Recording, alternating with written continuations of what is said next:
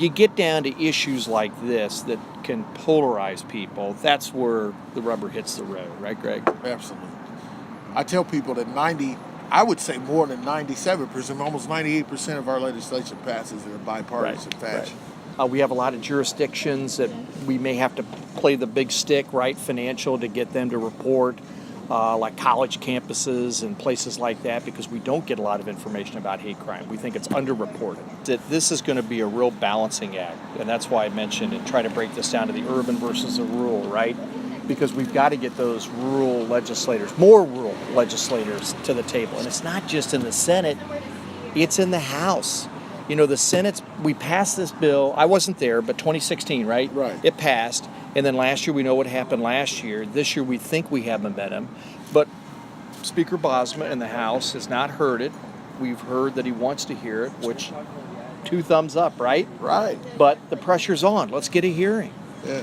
And let's move the bill. So it's not just Republican, Democrat, urban versus rural. It's a little bit of Senate and the House. John's not going to experience the same thing that I am. I'm not going to experience the same things that he has. But I can tell you this, because I know he had a experience with a healthy son who had an unfortunate accident, that I'm going to respect his opinion about people with disabilities more, because he's got that experience. I don't have that experience in my house.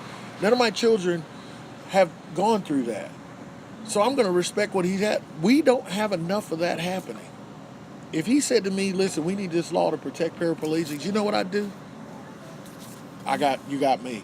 Because I have no idea what you're experiencing. What's unfortunate is that people don't feel the same way about this issue. If I tell you that people discriminate against me, then believe me, they discriminate against me. Just because it doesn't happen to you doesn't mean it doesn't exist. And I think that if we kind of find our way to give and get that way, Indiana would be perfect. Just give me the same respect that you want. And that's all I've been asking for the last 6 years.